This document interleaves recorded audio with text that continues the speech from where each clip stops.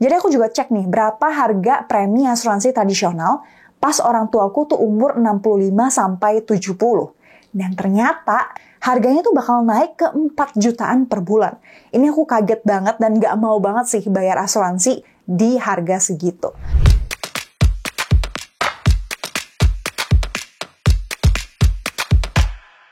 Hai, kabar baik di sini. Semoga di sana juga ya. Di video ini aku mau cerita tentang hal yang aku pelajari terkait dunia asuransi dalam 4-5 tahun belakangan ini. Dan kenapa akhirnya aku mutusin untuk pindah ke asuransi Unit Link. Video ini murni refleksi pribadi, tanpa sponsor brand apapun, jadi aku nggak akan spill brand asuransi yang aku pakai ya. Sebelum-belumnya aku udah sering bilang bahwa asuransi itu penting banget, bahkan dalam piramida keuangan ya, dana darurat dan asuransi itu harus kita punya dulu, bahkan sebelum investasi. Nggak mesti asuransi swasta ya, at least BPJS saja wajib kita punya. Karena menurut aku asuransi itu sebuah bentuk kesederhanaan manusia.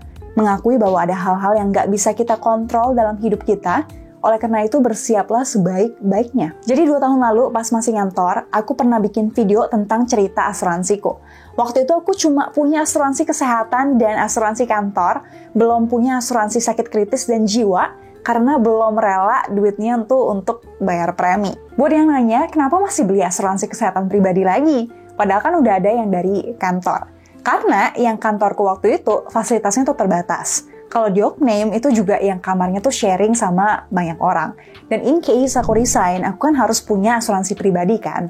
Nah untuk beberapa penyakit kayak kanker, ginjal gitu tuh ada masa tunggunya. Jadi kalau tunggu resign baru beli asuransi sendiri, bakal ada periode kita tuh nggak tercover atau istilahnya tuh naked. Nah jadi waktu itu aku belinya tuh asuransi kesehatan yang tradisional. Simply karena preminya tuh murah dan benefitnya tuh gede. Jadi sebelum aku beli kan aku udah banding-bandingin ya harga dan juga benefitnya. Nah kalau yang tradisional itu aku tuh bisa dapat benefit satu kamar dengan harga cuma 5 jutaan per tahun. Dibandingkan yang unit link itu 10 juta per tahun dengan benefit yang sama persis. Soalnya dulu pas ngantor kan income-ku belum terlalu gede ya, jadi aku nggak mau keluar terlalu banyak uang buat asuransi. Dulu budget asuransiku tuh cuma 2% dari income.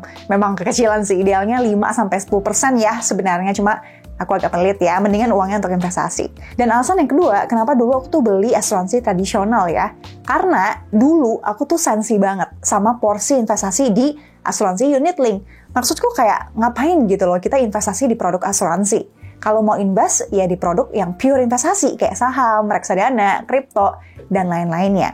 Makanya kalau mau proteksi tuh aku dulu belinya produk yang pure asuransi, which is asuransi tradisional. Nah terus kenapa sekarang pindah ke unit link Kak? Karena aku tuh terkejut banget pas mau beliin asuransi buat mamaku. By the way, asuransi buat orang tua tuh penting banget ya. Aku tuh terlalu banyak dengar cerita teman atau kenalanku yang harus nguras tabungan, jual aset, buka donasi, ngutang sana-sini untuk ngebiayain orang tuanya yang sakit di masa tua. Dan belum lagi kalau orang tua tuh udah sakit, barulah dia mencari asuransi, most likely asuransi tuh udah nggak mau terima lagi. Dan mengecualikan penyakit itu atau preminya tuh bakal mahal banget. Nah terus aku cobalah cek harga asuransi untuk mama dan papaku yang berumur 53 dan 54 tahun lalu. Aku cari yang 1 orang per kamar dan benefitnya lumayan. Yang tradisional itu harganya 1-1,5 jutaan per bulan. Sedangkan yang unit link itu preminya 2,3-2,7 jutaan per bulan dengan benefit yang sama. Jadi unit link itu emang lebih mahal sekarang. Tapi aku juga tahu nih kalau asuransi tradisional tuh harganya pasti naik terus setiap tahun.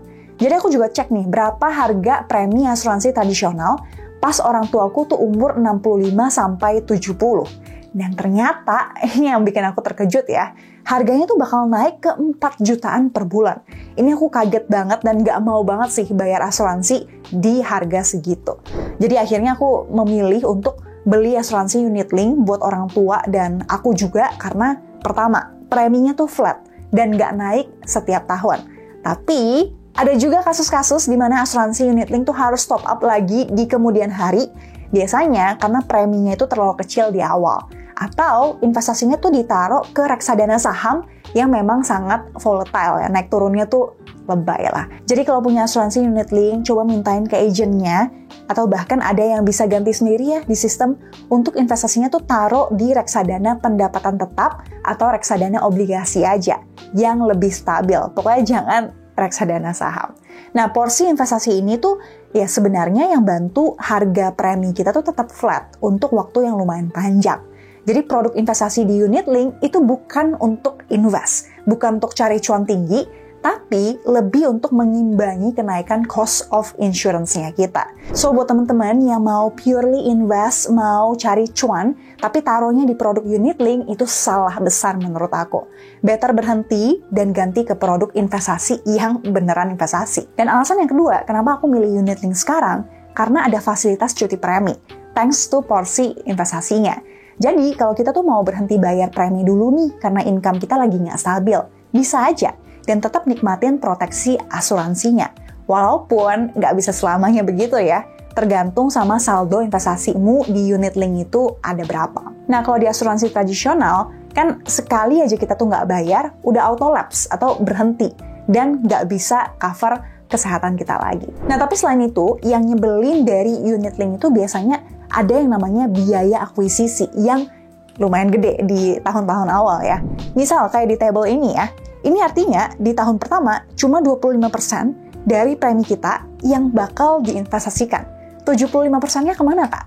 Sisanya untuk ya biaya asuransinya dan biaya akuisisi. Di biaya akuisisi itu ada biaya cetak polis, komisi agent, dan lain sebagainya. Nah, tapi komisi agent yang jualan unit link ya, setahu aku tuh cuma bertahan selama 2 tahun doang. Di tahun ketiga dan seterusnya, agent kamu tuh udah nggak dapet komisi lagi. Setahu aku sih begitu ya. Mungkin di setiap perusahaan asuransi beda-beda ya. Boleh tolong cerita di komen. Makanya setelah tahun ketiga itu biasanya porsi yang bisa diinvestasikan itu jadi naik drastis banget. Nah tapi ya, aku tuh juga pernah dengar ya, katanya asuransi tradisional itu malah bayar komisi agent seumur hidup. Bener nggak sih? Aku nggak pernah punya kesempatan untuk konfirmasi. Coba buat yang tahu, boleh banget komen di bawah ya. Well, overall, apakah aku menyesal dengan pilihanku dari awal sampai sekarang? Jawabannya enggak sama sekali. Kalau disuruh ngulang perjalanan asuransiku, kayaknya aku bakal tetap beli asuransi tradisional dulu di awal karir aku ya, yang sesuai dengan budget dan benefitnya juga gede. Karena dulu asuransiku benar-benar cuma 400 sampai 500 ribu aja gitu loh per bulan. Jadi emang murah banget. Barulah nanti setelah punya uang lebih, aku bakal pindah ke unit link kayak sekarang. Saat ini aku punya asuransi lengkap ya, dari asuransi kesehatan, sakit kritis, dan jiwa. Yang jiwa ini term life cuma sampai umur 65. Karena di atas umur 65 aku harusnya nggak butuh asuransi jiwa lagi, tapi yang aku butuhkan adalah dana pensiun. Nah, 3 asuransi ini adalah asuransi wajib yang harus diusahakan oleh semua orang pada waktunya. Nah, total 3 asuransi ini punya aku tuh harganya 3,4 juta ya per bulan. Dulu nggak akan rela ngeluarin uang ini, sekarang puji Tuhan udah lebih rela. Jadi buat teman-teman yang belum punya asuransi, segera punya at least asuransi kesehatannya BPJS ya. Kalau nggak salah kan 150.000 per bulan kan ya. Nggak mesti punya yang the best dari awal, yang penting tercover dan nggak perlu keluar uang sendiri kalau sakit. Nanti seiring naiknya income, baru deh kita consider untuk upgrade ke asuransi yang coverage dan benefitnya lebih bagus. Semoga video ini bermanfaat ya.